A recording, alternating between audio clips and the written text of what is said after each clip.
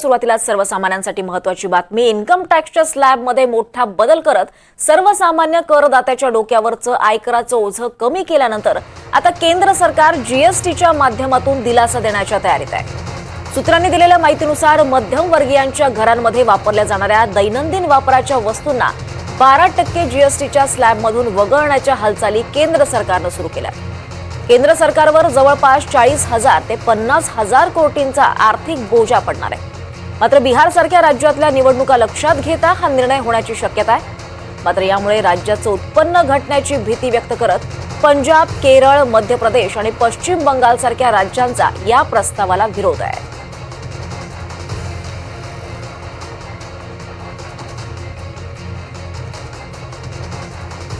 तर काय स्वस्त होणार आहे आपण पाहूया। टूथपेस्ट, टूथ पावडर,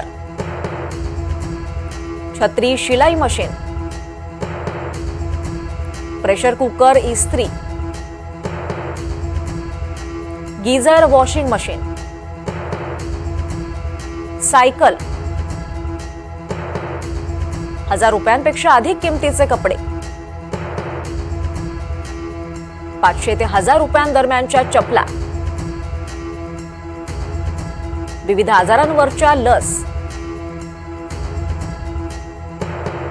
स्टेशनरी, लाद्या, कृषी अवजारं या वस्तू त्यामुळे स्वस्त होणार। या संदर्भात अधिक माहिती घेऊयात। आपल्यासोबत आपले प्रतिनिधी रामराजे शिंदे आहेत। रामराजे, केंद्र सरकार जीएसटीच्या माध्यमातून नेमकं कशा पद्धतीनं नागरिकांना दिलासा देण्याच्या तयारीत आहे आणि मात्र याचा आर्थिक बोजा सरकारवर पडणार असल्याचं देखील चित्र आहे। बिलकुल, जर सरकार जर सवलत देत असेल जीएसटी मध्ये तर त्याचा आर्थिक बोजा साहजिकच पडणार आहे। कारण आतापर्यंत 40 ते 50,000 कोटीच्या संदर्भामध्ये एवढं जीएसटीच्या माध्यमातून जे उत्पन्न मिळणार होतं ते आता 5% वर आणल्यानंतर ते उत्पन्न कमी होणार आहे। त्याचा फटका केंद्र सरकारला बसणारच आहे।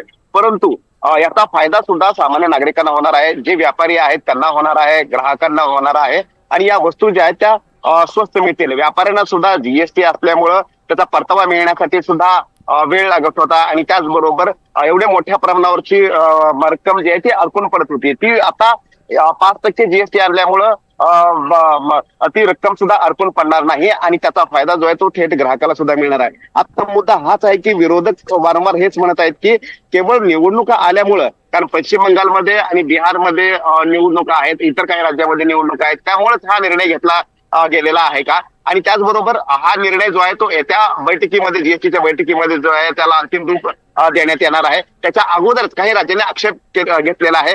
यावर आता केंद्र सरकारची काय भूमिका असणार हे सुद्धा बघावं लागणार आहे। निश्चितच रामराजे, आणखी एक महत्त्वाचं म्हणजे पंजाब, केरळ, मध्य प्रदेश आणि पश्चिम बंगाल सारख्या राज्यांनी मात्र या प्रस्तावाला विरोध केलाय।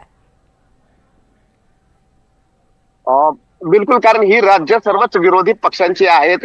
ममता बॅनर्जी सरकार आहे पश्चिम बंगालमध्ये, त्याचबरोबर केरळमध्ये आणि पंजाबमध्ये आम आदमी पक्षाचं सरकार आहे। त्यामुळे केंद्राच्या या भूमिकेला विरोध करण्यात आलेला आहे। परंतु तिथल्या व्यापाऱ्यांचा, कारण हा सगळ्यात मोठा दिलासा जो आहे तो व्यापाऱ्यांना दिलासा आहे आणि ग्राहकांना सुद्धा दिलासा आहे। त्यामुळे विरोध जरी केला असला तरी सुद्धा इतर सर्व जे राज्य आहेत जिथे भाजप शासित राज्य आहेत त्या राज्यांनी सुद्धा पाठिंबा दिलेला आहे मोठ्या प्रमाणावर। त्यामुळं 3-4 राज्यांचा विरोधाच्या ऐवजी अनेक राज्यांचा पाठिंबा या भूमिकेला मिळताना दिसतोय आणि म्हणूनच सरकार जी आहे ती या भूमिकेवर ठाम आहे। त्यामुळे येत्या बैठकीमध्ये हा महत्त्वाचा निर्णय घेतला जाईल, शिक्कामोर्तब होईल। निश्चितच रामराजे, त्यामुळे सर्वसामान्यांना तर यामुळे निश्चितच दिलासा मिळेल। धन्यवाद या सगळ्या सविस्तर माहितीसाठी।